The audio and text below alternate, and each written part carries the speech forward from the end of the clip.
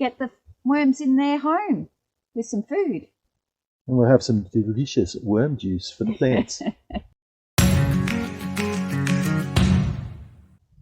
Good morning all, it's Mr. Wild here. And today I'm with Mrs. Wild. G'day. Mrs. Wild has a project. Please tell us a bit more about your project. So I wanted a worm farm to make my own fertiliser, and I felt the best and easiest way to do it was to source a non-working chest freezer, and Mr. Wild was good enough to rip out all the guts of the motor and everything, and we're going to set it up in here.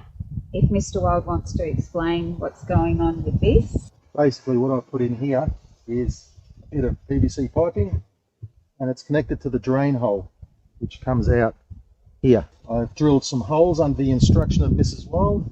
This pipe is bracketed in and screwed and bracketed in, but it's got gaps in the bottom to let the juices flow out. This is ready for... In the bottom, I'm going to put some rocks and pebbles up to about here, and then mesh will go over the top of that so that the liquids that the worms will produce will go down and drain out, and we'll put a tap on the outside here so we can collect it and use it on the garden. Now it's in place, we've got it raised up so easy access. Mrs. Wild's going to do her bit with the rocks, and then we're going to add the mesh. Yep, put it all together, get the tap on, and then get the worms in their home with some food. And we'll have some delicious worm juice for the plants. And look, we've already got some composting material crawling around the bottom. Okay, so we have some marble pebble. Pretty la-di-da for the worms, but Ooh la la. 5-star worm home, but it's what we had laying around. So that's what we're going to use. Everything on a budget.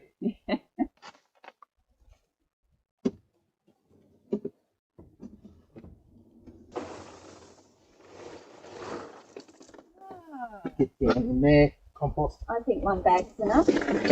Have a look at this. Hey, 5-star worm farm. Yep, and as you can see, we also took the seal off the lid because we need, of course, ventilation, but we also have the good insulation to keep the worms happy and cool. So, yeah. Happy days. Now for the mesh. Okay. Haven't had a chance to properly test fit this. What I've done, that just comes off nice and easy, because what you want is a bit of an air gap that way. There we go. I'll figure it out. Now all this is in my road, so I get it to go over the whole lot. Theoretically,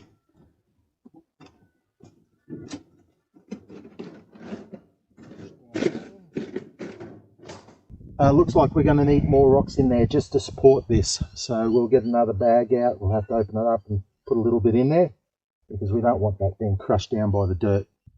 Here we go. Take two.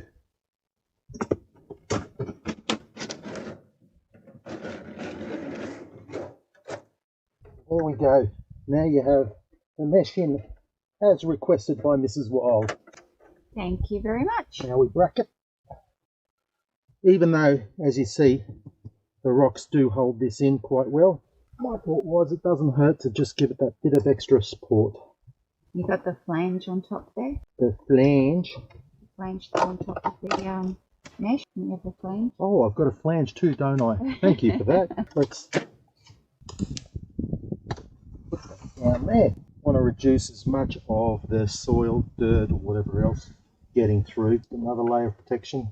Again, bits that have been lying around, projects where I over-ordered, under-ordered, mis-ordered, they all got kept for a rainy day. Yeah, don't chuck anything away.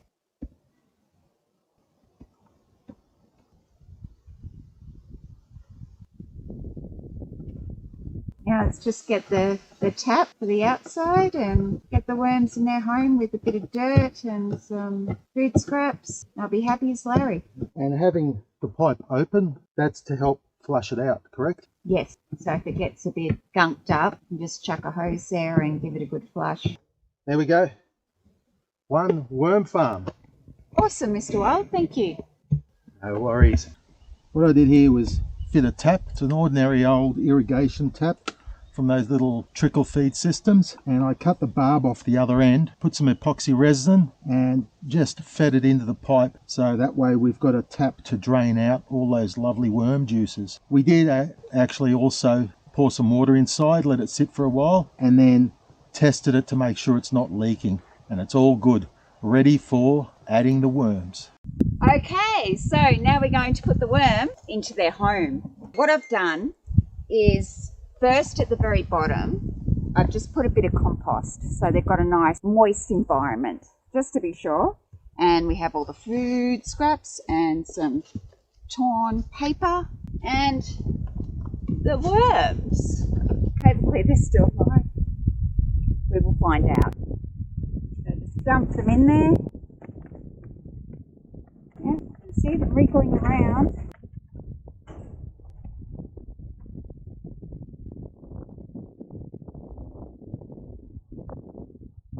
Yep, they're certainly alive. So hopefully they're going to be really happy. I've just got some moistened cardboard. Can I sit on top just to help keep it nice and moist and good for the worms. We'll let them go for a while, and we'll come back in the future and check on them and make sure that it is working well for them, and collect some lovely fertilizer juice from them. Would be awesome. Thanks for joining us on the Wild Ozstead. We hope to see you again soon.